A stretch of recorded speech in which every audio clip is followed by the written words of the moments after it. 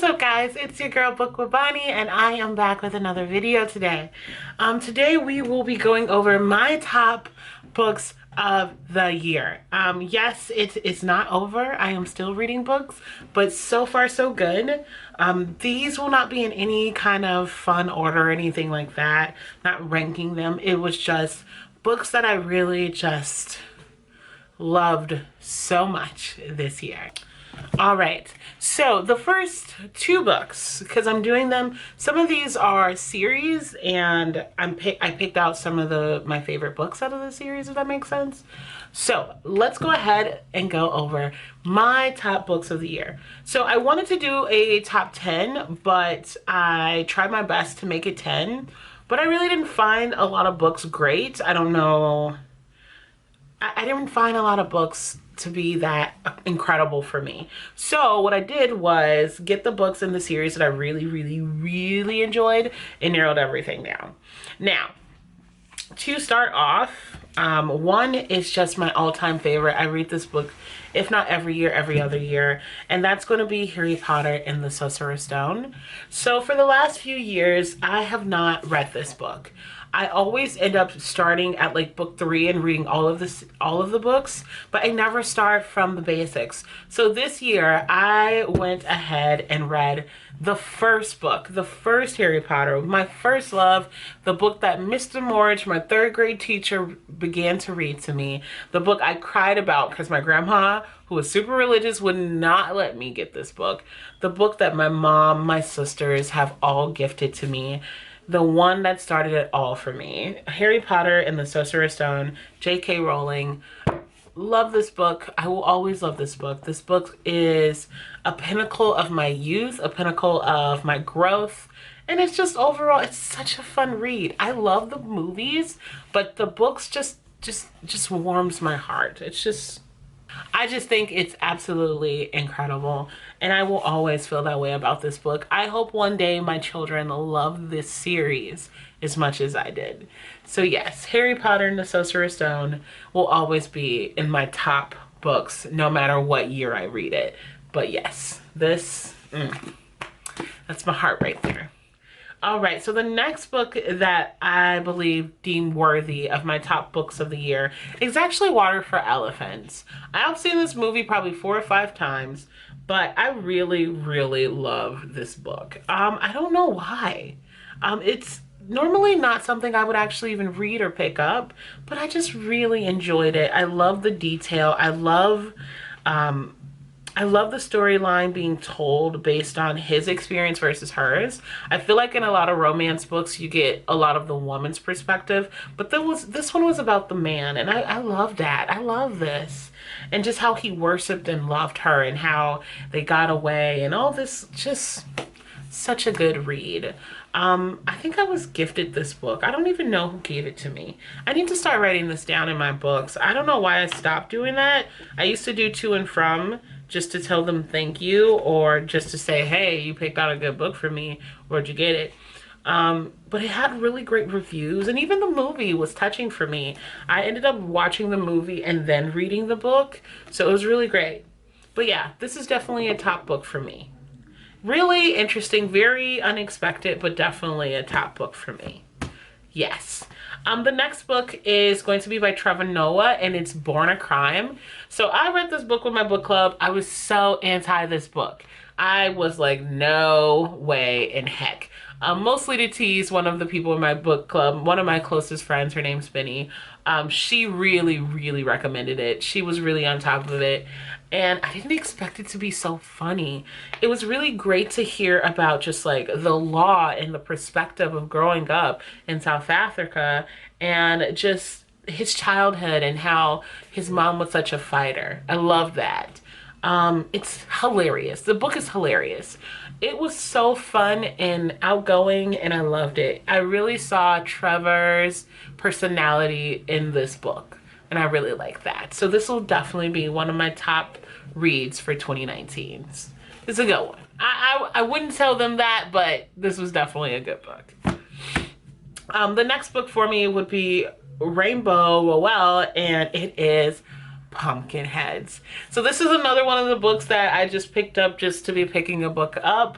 I heard a lot of people talking about it online, so I really wanted to get my hands on it. First of all, Faith did the most realistic, authentic, black, beautiful girl. Like, she was nowhere near stereotypical. She was really realistic. A lot of her features were spot on. I mean, look at her hair.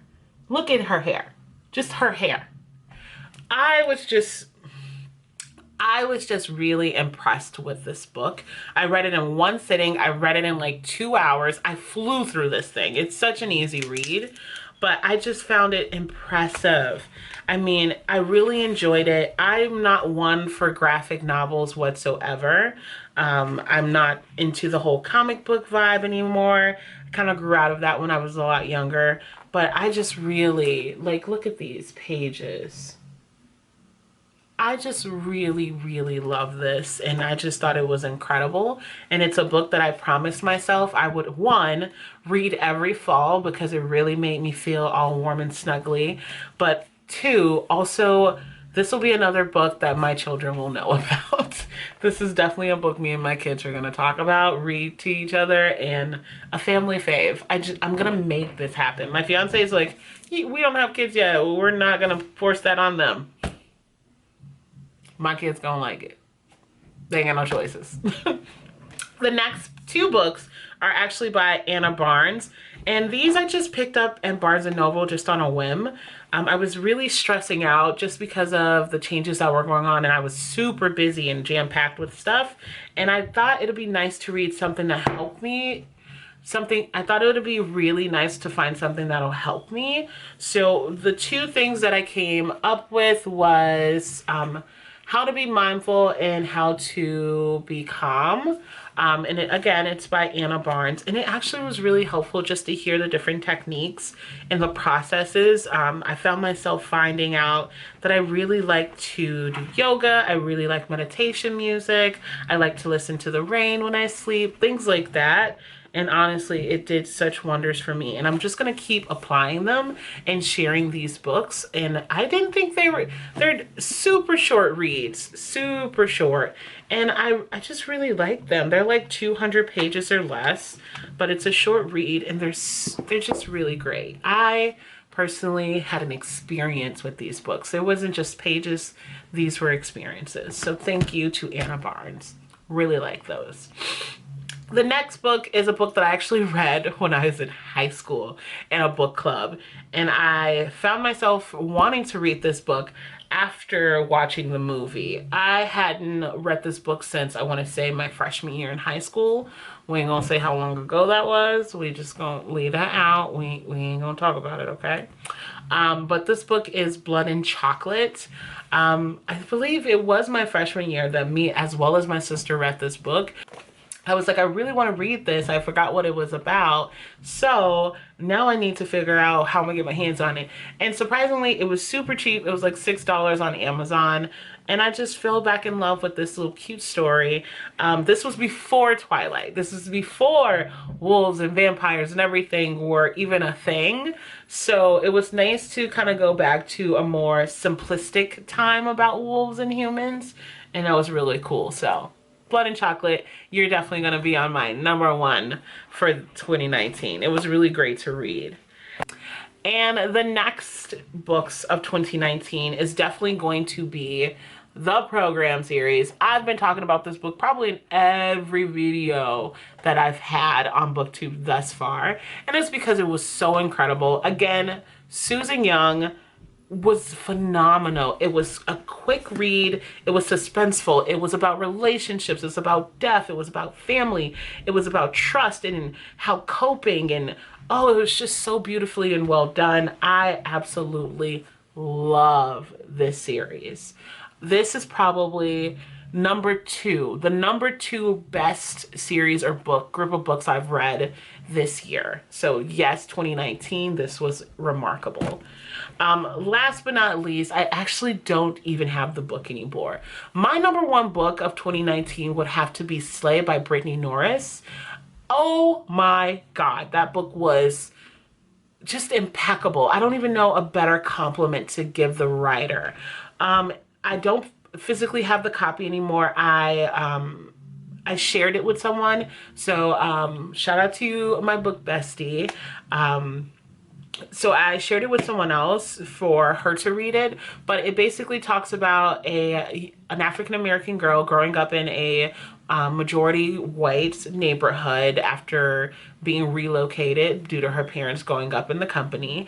But she's a gamer that no one knows about. And it talks about how she has to be, about her being the white black girl where she's from, and just being the black representative when she's with her white friends, or how her boyfriend wants to be pro-black, but he's really just like terrible and anti-feminism, and her family and how they just want to give her love, but they don't understand her not being trusted, or her not being able to trust them. It's so many layers and complex that I was just blown away by this book. It was incredible. It was necessary. It was strategic, and it was just so remarkable. That was one of the books that really hit me. Really hit me. It really spoke to me as a young adult growing up and having similar experiences. I mean, I'm not a gamer, but just experiences where you want to find that safe zone and you want to be allowed to be yourself in your own skin and not be judged.